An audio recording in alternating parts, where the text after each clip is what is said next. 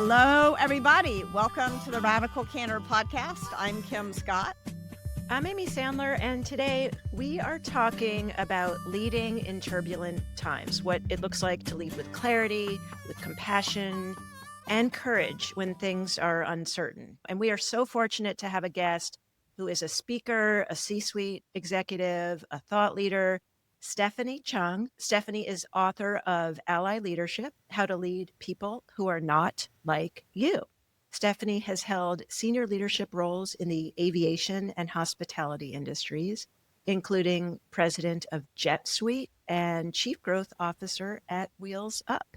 And Stephanie is known for helping companies and people rethink how they operate and grow, especially in moments of change. So a heartfelt welcome to Stephanie. Thank you so very much for having me. I am excited. I think we're going to have such a good conversation. I've got three women getting ready to talk about radical candor and leadership. And leadership. We're going to mix everything.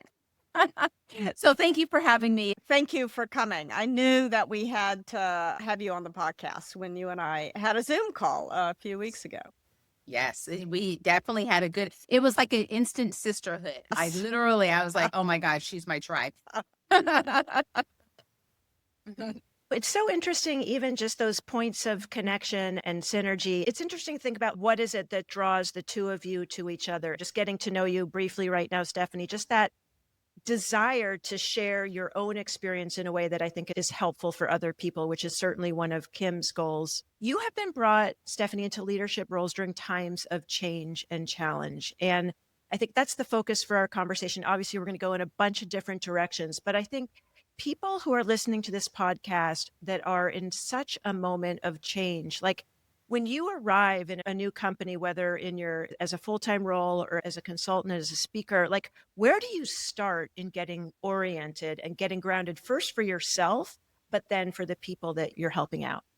Yeah, that's a great question. So a lot of times before I oversaw companies, prior to that, on my way up in my career, I was overseeing sales teams typically. And the thing that's interesting about being a head of sales is that usually when you bring in a new head of sales, it's because the old head of sales, like the numbers weren't coming in, something wasn't going right, something's gone horribly wrong. And so you replace that leader, you bring in a new head of sales. And so I say that to say that usually when we're coming in, the CEO will usually have some pretty strong opinions about the sales team. And usually they're not very favorable because the sales team hasn't hit their number in a little bit. So I'm coming into an environment where there's a lot of opinions from the C-suite about the sales team, and usually not very positive. Therefore, the discipline that I have to have is not to just hear their side of the story or not just take that one perspective, right? So the first thing I have to do is sit and observe and make my own decision. Is it the performance? Is it the people? Is it the process? Is it the product? There's a lot of ifs that I don't know the answer to. If I just listen to that one piece of just from the CEO, it's going to automatically be the people. Yeah. And so in order to not do that, I've got to step back a little bit. And so I have to focus in on something, but usually it's not the people that I focus in on first because I need time to watch and observe for myself. But what I can do is dive in and look at the process, right? Because usually, and especially with sales teams, a lot of times sales teams aren't hitting their number for a whole slew of reasons. It could be the people, it could be the product, it could be the process, et cetera.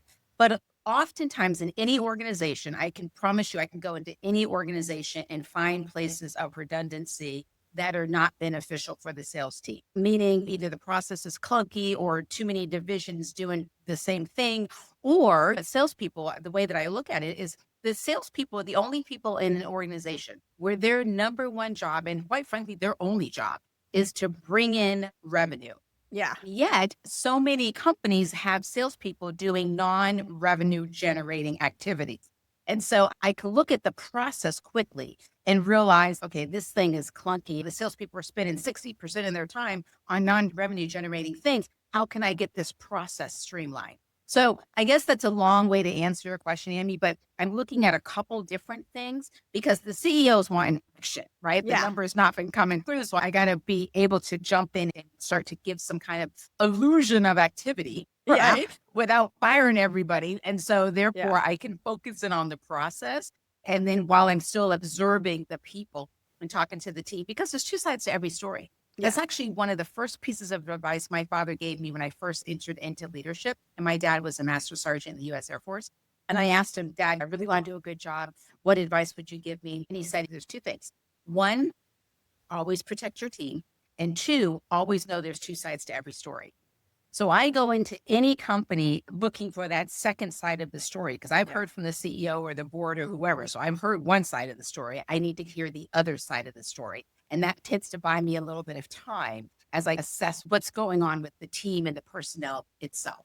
Yeah. It's so interesting because so often the numbers, the performance numbers are a lagging indicator, not a leading indicator. The score takes care of itself. Mhm. And if you take the time to understand the process, I imagine you notice a lot of inefficiencies, salespeople having to spend hours and hours generating proposals or whatnot, other common inefficiencies.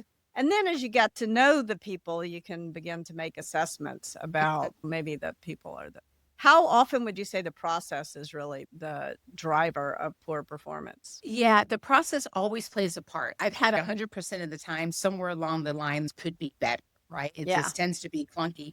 And so there's that. But you actually hit upon an interesting point here because sometimes it's not just the sales process. Sometimes it's the internal process that delays the sales right from happening because it's legal review. Coming as a former salesperson, there are certain departments that were like, they're the sales prevention department, right? Yeah. Because they've got all these rules and compliance and whatnot. So I'm looking at process for the sales team for sure, but I'm also looking at what processes are holding up and clogging up the revenue generating opportunities for sales.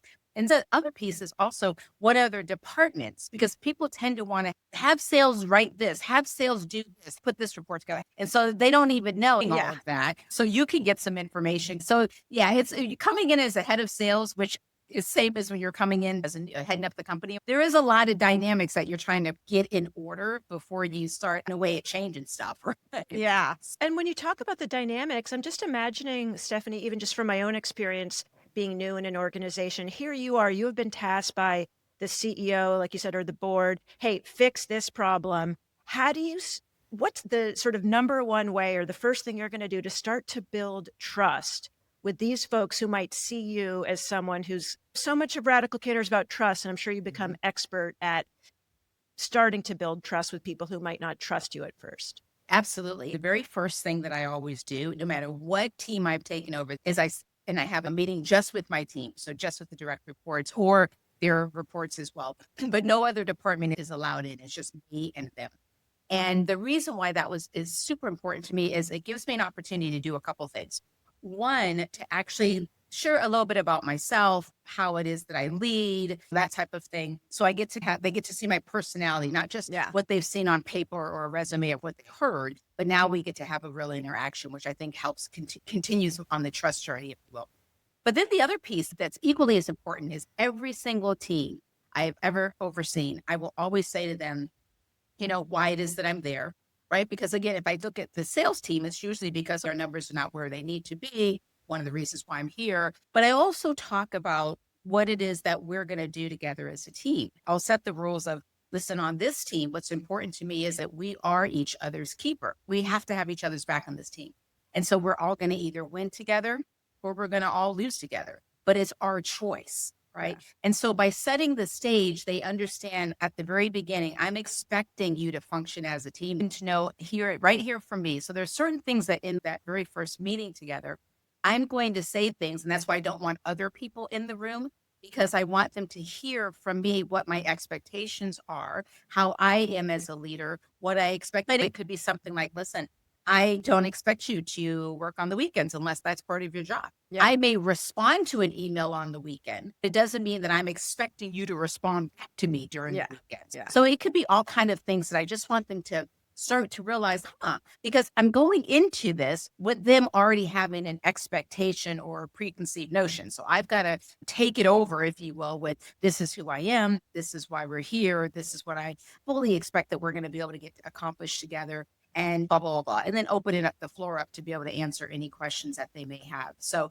I think the first setting is so incredibly important. And I've done that with every single team. And then the rest of it is I have to be consistent with what it is that I said day one, right? Yeah. So that trust. Yeah. Yeah. And what about when you're coming in? I imagine when you came in as president of JetSuite, a lot was happening. Yeah. What were some of the additional things that you needed to do in that situation to build trust? Yeah. It's interesting because sometimes we'll use that particular organization as an example. There was transition happening, not so much. I think when you're thinking 2022, there was like a whole lot, Yes. but especially in aviation, right? Yes. It was crazy. But we were trying to transition the company from a commodity to more of a luxury product. So the transition had to happen as well. It was one of the reasons why I was there. And now you're looking at the entire organization and the process and the procedures, and not just with what's working, not what's not working, but how's the perceived commodity versus luxury versus, so you're looking at a whole lot of different dynamics.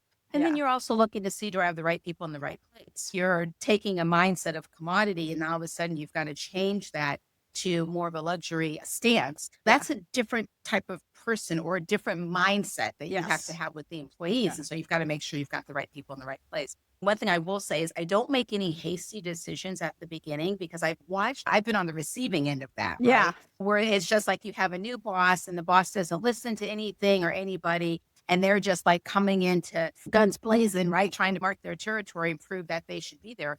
It is disastrous when you have to work under that. A second, do some observations before you come in and start trying to play superhero and change everything, because at that point it's all about you, the leader, about trying to get the result that the team needs. Yeah, that's such an important point. And it seems like I think of myself as a person who does not make snap judgments, especially about other human beings. But when I was CEO for the first time, my co-founder came to me and he said to me, "Kim, you're awfully fast to flip the bozo bit." And I was like, oh, now I'm that leader who makes their mind up about people so quickly and doesn't change when there's new evidence. So I don't change my mind about people. And so that was like one of the hardest bits of feedback. I didn't exactly solicit this feedback, but I got it. I should have been. So clearly I wasn't soliciting enough feedback. So for me, and I was so stressed. I was first time CEO. So it was hard to hear that feedback. It was emotionally hard. I'm like, that's not how I think of myself. That's not who I want to be. That was an example for me, at least, of getting some radical candor in a stressful situation. How do you deal with both soliciting feedback in a high stakes situation and also giving it?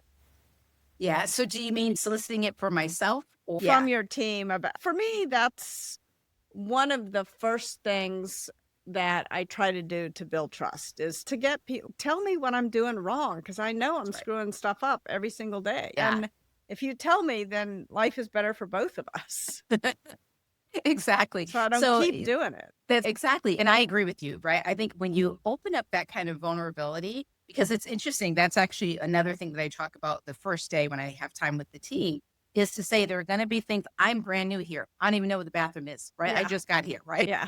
So there's going to be things I may ask questions that make no sense. And so I throw it out there on the front end. You have every right, and I am expecting you to feel free to correct me, right? Because I may not know, I may use the wrong verbiage. I may not understand how the culture is here, like all of that stuff. So I really, again, if I've laid out the idea for a team and blah, blah, blah, I'm asking them and expecting them to give me candid conversation and candid information. Yeah. The flip side is true though, too, as I also go in and apologize on the front end. There's going to be something I do or say that will probably offend you somewhere along the line. And just know that's not my intention. And so when I do it, not if, when I do it, I would ask that you would right then and there stop me and correct me, right? Don't talk about 2 weeks from now or talk about somebody else. Stop it right then and there and let me know. And I believe when you lay that kind of vulnerability out to any normal functioning human being, they're going to respond in a way that automatically builds trust. Right? Yes. So that's one way that I do it. The flip side is funny. One day when I think about candid, radical candor, right? Or just that kind of conversation, I remember having it. There was 2 incidents you were talking when you were asking me. I was thinking about this. I remember having it not so much with the team that I was leading, but with a bunch of colleagues, right? So we were all leaders. And it was a situation where it was many years ago. And the airline that I worked for, we had to do a major layoff. It was just like, so hard. And everybody was just, those things are horrible, right? Yeah. Sometimes they're needed, but they're just horrible. Yeah. And so what happened is afterwards, they brought in a psychologist to have all the leaders come in, and we could talk, cry, you could do whatever you couldn't do that week when all this was happening. Now you can do it. Now you can do it. And so it was all of us colleagues. I'll never forget this day. And so the psychiatrist was basically asking us, where are we at on the 5 stages of grief? Where are we at in this process? And I remember for me, most people were covering around number 2 or 3. And I was like, I'm at 5. No, I'm done at this point. You're exactly. 5 is acceptance, 1 is denial. Like I'm right. So I remember all of my colleagues were just like, oh. And they just went to town. How can you be so insensitive? I can't believe it. And it just took me off guard. Like, I really was surprised by their reaction. I've never heard of the 5 stages of grief getting weaponized right. against someone. I was getting beat over the head with it. Wow. And I remember, I think the psychiatrist felt sorry for me. So she kind of jumps in at one point and she says, Stephanie, can you tell me a little bit about your background? And I said, I grew up a military brat. I moved every 2 years of my life. Yeah.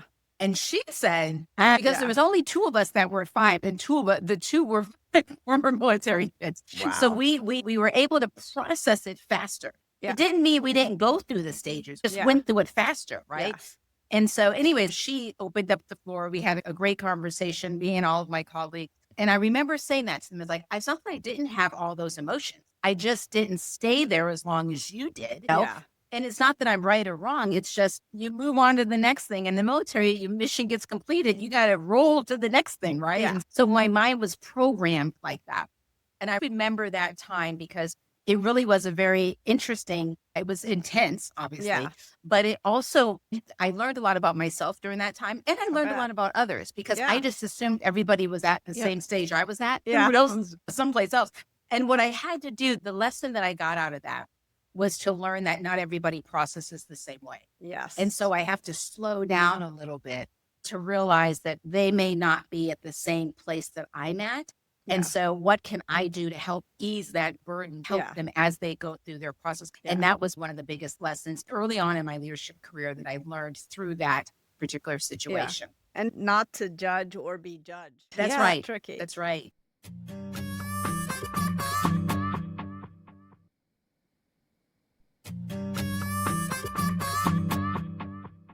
It's such a great story, Stephanie, because I'm just thinking about bringing your book into the conversation, Ally Leadership, how to lead people who are not like you. And there's so many ways in which we can be, I think, similar and different. And one of them, what you're talking about, is this sort of emotional processing. And when you were sharing that, one of the things that comes up in our Radical Candor workshops is we'll have people self-identify, like, what's the mistake that you tend to make the most? If you're not practicing radical candor, is it that obnoxious aggression, high challenge, low care? Is it that ruinous empathy, high care, low challenge, or manipulative insincerity, where neither caring nor challenging?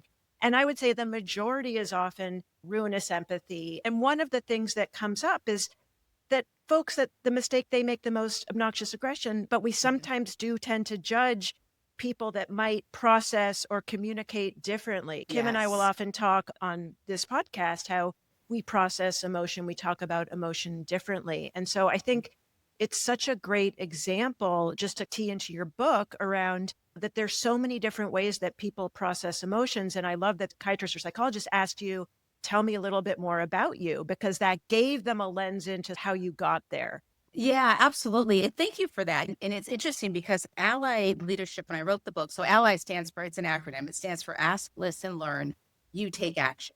The part of how to lead every people who are not like you. Listen, today's workforce, like, good Lord, the leaders of today are like, it's a hard. Lot. It's a lot. Right? It's a hard job. It's always been hard. It's always been hard. It's like, really, you know. So when we think about it, we've got 6 generations at work, and they all have different expectations, different perspectives, different work ethics, and so on and so forth. We've got women as the majority of the population, so we communicate differently. We see things differently. We have all the ethnic groups growing, non-ethnic groups shrinking, so that changes the dynamic at work. Then you have people with neurodiversity, different able-bodied folks, LGBTQ plus, a Yes. lot of trying to lead people, and they're Yeah. not like you, the leader, right? So when we think about that, it requires a different style of leadership or a different level of leadership. Like I do believe knowing how to lead everyone these days, or people who are not like you, or the Yeah. time and season that we're in. You can either step up and level up, or you can simply be left behind, left the train. So you don't have a lot of options. Just because you may not agree with somebody or understand their culture or see things the way that they see it, doesn't mean that they're just going to go away. You've Yeah. just got to figure this out. Yeah. And that's why I wrote the book. It's no one's going away, right? Yes. So no matter how hard you try, it's just not going to happen. What you're going to have to do as a leader is figure out what is it about. And that's why ask, listen, learn is so important. You can't come in with your own preconceived notions. You just can't. Yeah. And so you have to become, I'm less concerned about an empathetic leader. I think we should all, just as human beings, be empathetic. But I'm more focused on a curious leader. Yes. Because if you come in with curiosity, then by default, you're going to ask questions you don't already know the answer to. Right. And we know as leadership, a lot of times leaders ask the questions that they do know the answer to. Yeah. And that's not vulnerable. That doesn't build trust. That's just manipulation. Right. Yeah. And so how do we get folks to really have a curiosity? And once you do that, Amy, it's going to help people. They're going to let you meet them where they're at. And that's really the key. And that's how you build trust. And that's how you build high performing teams is I want a team that's going to challenge me and get under my skin because you're making me really think, about the way I saw the plan going. And because those kind of teams, when they're different, listen, the numbers are clear about diverse teams, right? They're 19% more likely to be profitable, or 70% more likely to go into new markets. The numbers are clear. Just look it up, Google it. The more diverse teams simply outperform traditional teams, right? And diversity, not so much in race and gender, or not just race and gender, but diversity of thought. Intellectual diversity is powerful. So all of that is important. But what we don't talk about is how do you lead teams that don't think alike, act, look alike, have the same background, same culture, like how do you lead this much change in diversity? Right. I'm going to say it's not easy leading a bunch of people who don't think alike and have the same background. Yeah. But if you as a leader can be curious and meet them where they're at and ask and listen and learn, and nobody's looking for you to have all the answers, you use the collective to actually come up with the answer, right? That's what makes it so powerful. Yeah. And knowing that you don't know everything. Nobody gets everywhere. Nobody. Yeah. And nobody wants to hear your way, how you see things, right? So your job is to come in with the goal. This is what we need to get accomplished. How we do it, that's up for discussion, right? Yeah. And that's where you're inviting everybody to bring their perspective to the table. And I love your question that you just shared with us about, I know I'm going to say or do something that offends you. Yeah. So I'm going to ask you to tell me when I do that and not talk to other. That is such a good ask question. And for me, at least, I often have led teams where I would say it wasn't that. I guess it's the same thing, but I didn't look like them was how I felt when I walked into the team. They were majority men. Yeah. So I was one of very few women.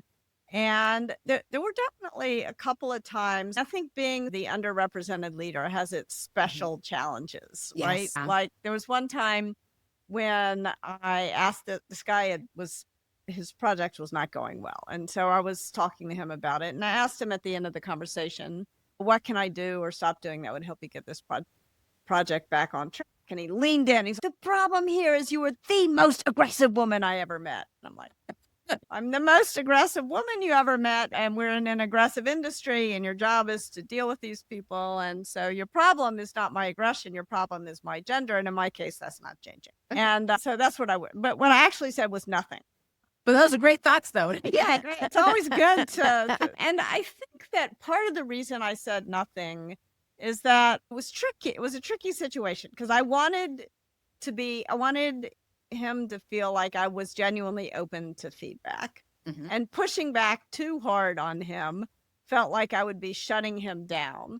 But at the same time, by not saying anything to him, I was not being a good ally for the other women at the company. And if he was going to treat me, and I was his boss and the co-founder of the company, if he was going to treat me that way, how was he going to treat the women who worked for him?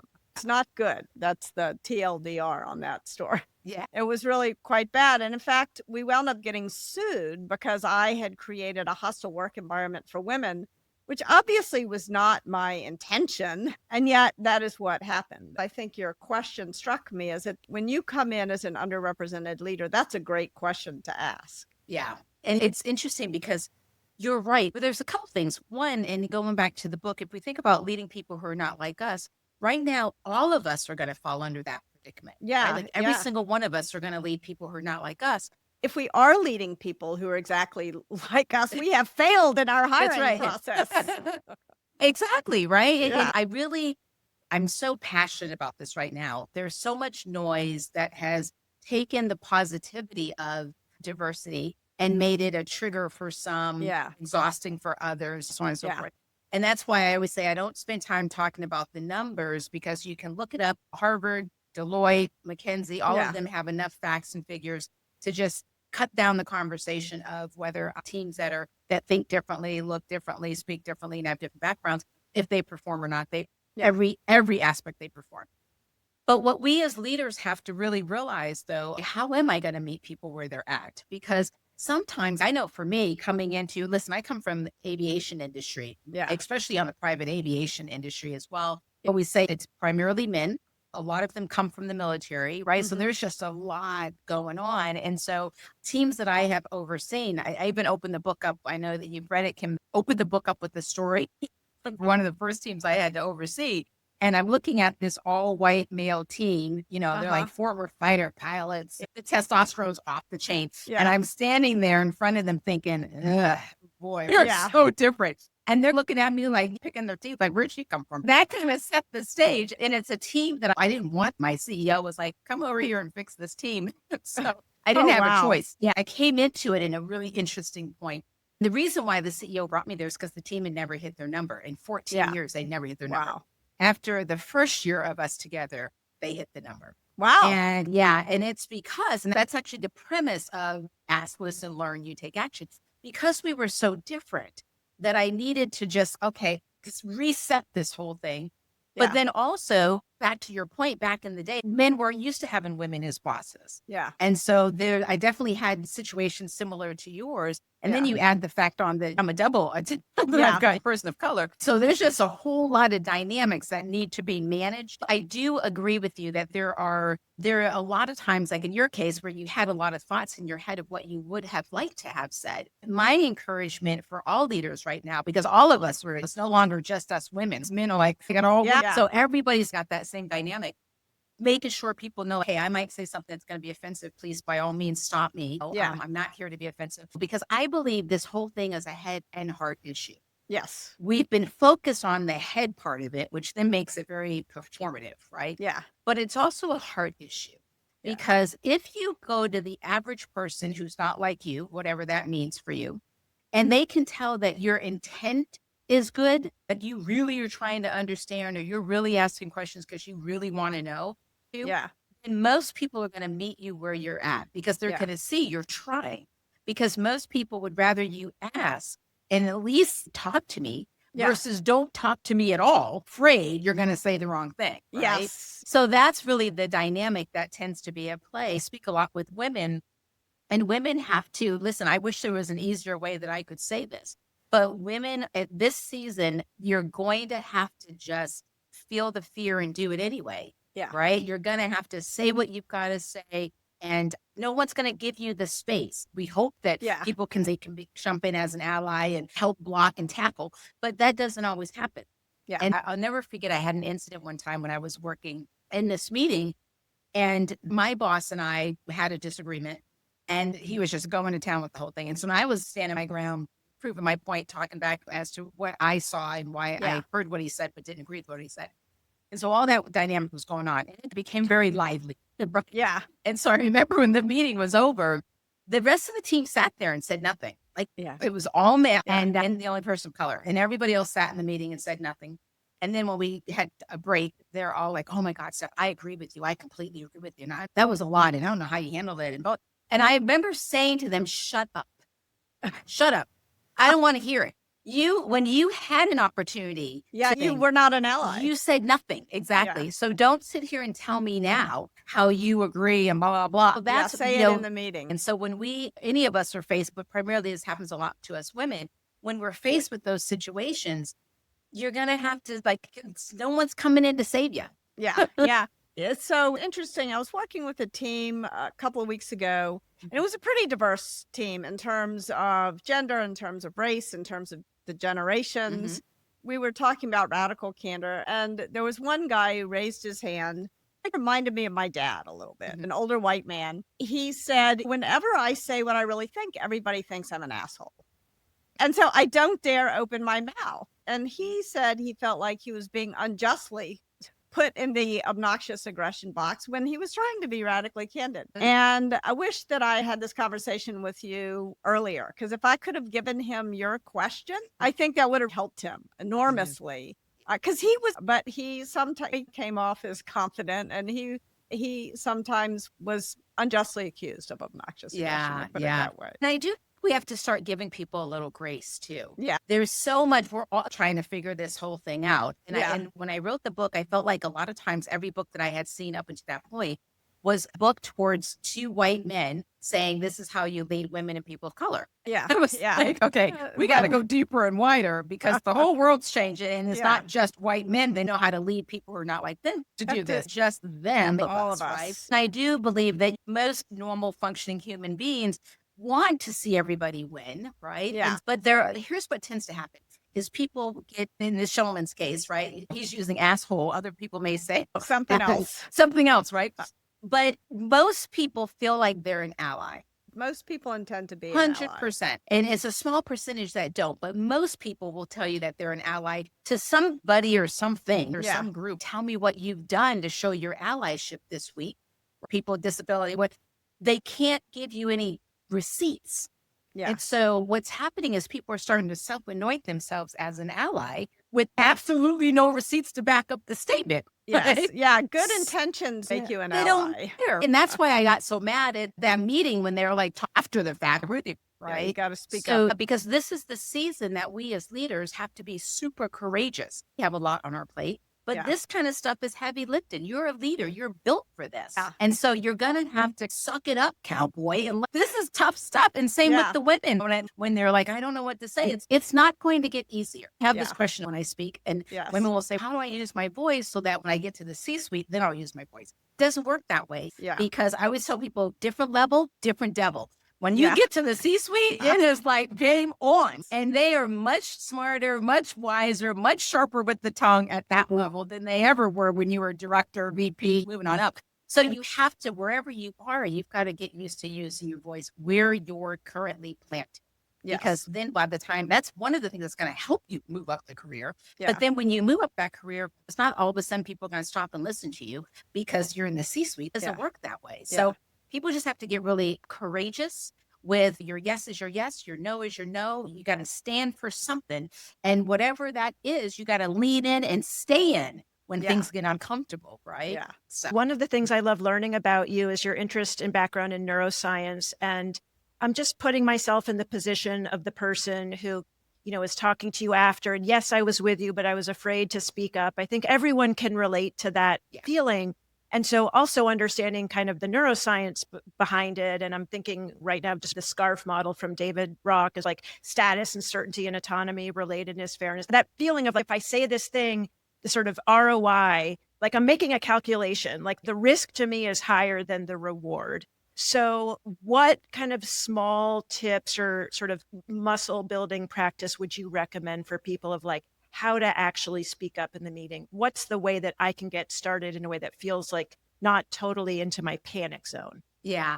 So one of the easiest things to do is just ask a question, right? So instead of making statements, just ask questions, because a question is disarming. And where things get crazy is when you make a statement and then people feel like they've got a counter and it just goes off the rails real quick. But instead, if you just ask the question, again, curious versus not, that's going to help shed some light. The other thing is, you're right. In the book, I actually spent the beginning of the book talking about the science behind why are we resistant towards people that are not like us? Because a lot of it is the way that our brain is wired.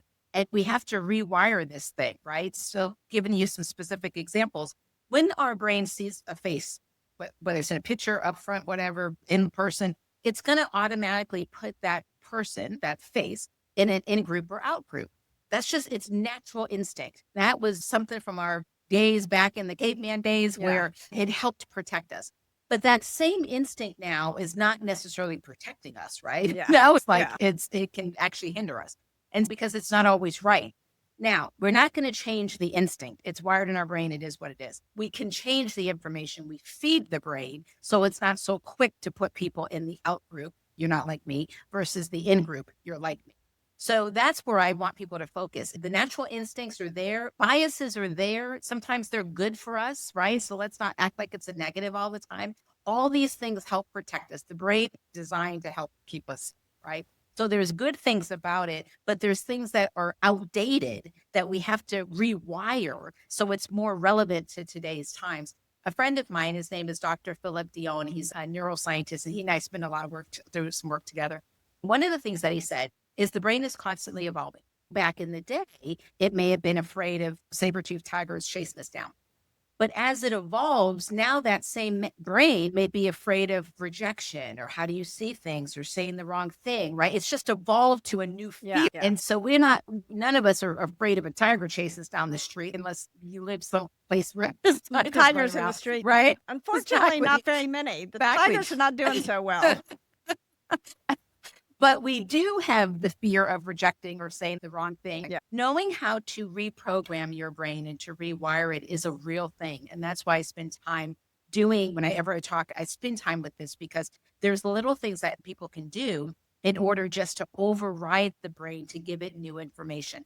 An example would be go and spend time with people who are not like you, right? Like no matter where you live, somewhere close by is a town where there's people who don't look like you, don't have the same background, have different restaurants than you, different history than you. Go to their restaurants, go to the culture center, go to the art exhibit, go to, if there's a carnival or festival or whatever, go immerse yourself into areas and people and dynamics that are not familiar to you. Yeah. That's one way that you override your natural instinct. And then you'll realize, oh, I don't have to be afraid. I thought it was this way. I actually spent some time over there. And those are the kind of things that start to soften your heart, where you then become a leader who can lead people who are not like you because you want people who are going to challenge your thought process. Yeah. Right. Yeah.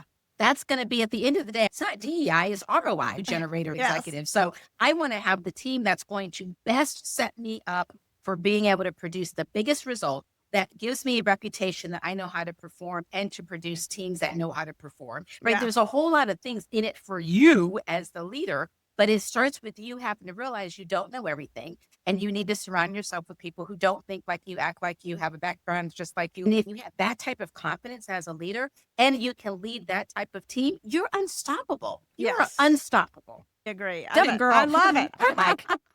I'm following Stephanie. I think also, like, I hate to keep harping on your question, but your question that you ask is a great way to just going out to your question is super efficient, and that's going to help you encourage the people around you to disrupt your bias, and then you're going to learn to think differently. Right. It's like learning how to stop thinking fast and start thinking with your deeper cognitive functions. I love it. That's right.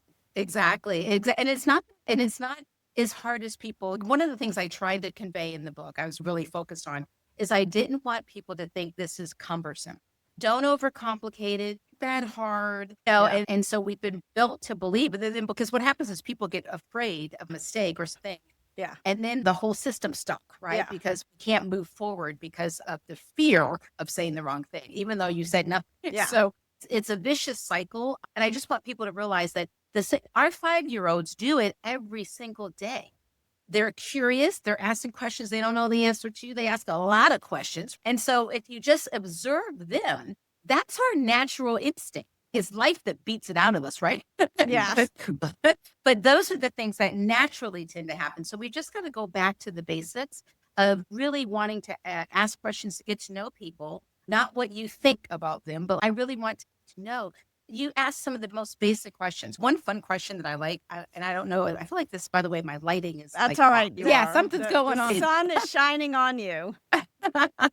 It's not a businessy question, but if you're spending time getting to know people, I love to ask the question, if you were a time traveler and you could either go forward and meet your descendants or backwards in time and meet your ancestors, which would you choose and why? That tells you a lot about people when they go, oh, you know what, actually, I would. And then you get to hear their story as to why they would want to meet the ancestors or the descendants. Somewhere along the line in that answer, you'll have commonality with them. Yes. Right. Now, all of a sudden, you can start to compare notes. But I just don't want, it really isn't. Yes. We've made it complicated and scary, but it's. I love it.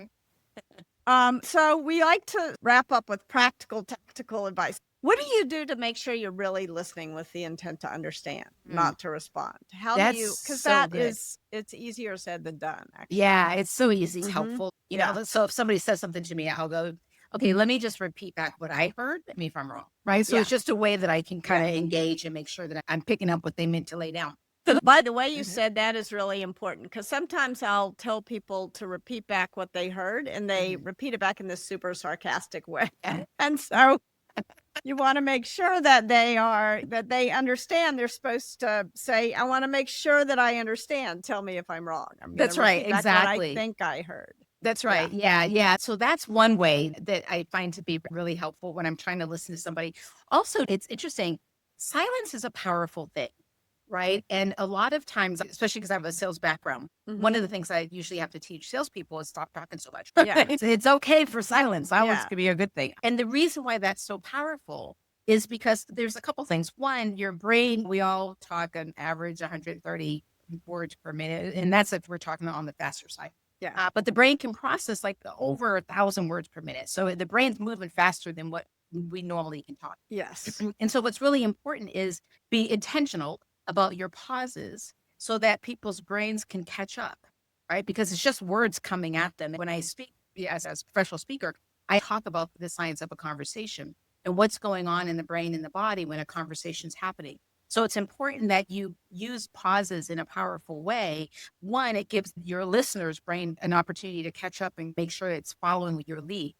But then the other part is when you're silent and you're observing people's body language and facial expressions, some of the most powerful things said are actually unspoken, right? Because you're watching their nuances and their facial expressions. And so therefore it will reaffirm what you think you're hearing, or it can make you go, that was different. And then it allows you to now check in. I know what helped me understand what was that, right? Now all of a sudden, because listening is so active. It's not just about hearing, but it's visually and listening to the words and the fluctuation of their voice. And I think that's so important what you said about if you think you're noticing something on someone's facial expression, check in and ask. One of the things Amy and I have learned is that I often totally misinterpret her facial expressions. But it makes for good conversation. There you go. Exactly. Give voice to what you think you're saying. And it's also so much of it, especially mediated through cameras, you don't really know what's happening, rather than saying, Amy, you're angry, versus, hey, what's going on for you? Like, how did that land for you? So I think, again, it just reinforces what you're talking about with curiosity. Before we close, Stephanie, first of all, how can people find you? Oh, thank you. StephanieChung.com is probably the easiest way. And from there, you'll see all my social handles or anything. So StephanieChung.com is the easiest way. Let's get the book going. How to lead people who are not like you. Exactly. This is the book for all of us. And no one gets everyone. Unless you're hiring your twins, which you shouldn't do. And then this is a bonus question, but since it's rare that I get to speak with someone who's an expert in aviation, any just words of wisdom for people navigating summer travel and airport challenges and flights, and just some reassuring words for our audience? Yeah, there is a lot. And I'm on a couple of boards where we're having conversations because there's a lot going on in aviation right now. Here's what I would say. One, don't overpay. Okay. But I'm always surprised how people, it holds up everything. If you've never flown before, but so don't overpack. Get there early. Right now, every airport is pretty much full or congested, and TSA and just all the stuff. Flying can be certainly very stressful. If I was talking to airlines, and sometimes I do, where I'm like, okay, you guys, we need to have some customer experience retraining or something because everybody needs to step up in this area. But as travelers, have fun. When you're traveling, it's something that's super important, or else you wouldn't be going, right? And one of the things when I used to lead companies is I would always say now, obviously I was at this point, it was private aviation, right? So it was a little bit different than airlines. But I would always tell the employees, listen, we're part of their story. Wherever they're going is important enough for them to buy a ticket, get on a plane, or flying privately, it's even more if you're going to spend that kind of money. So we're already part of this story. It's up to us to determine how this story will be told.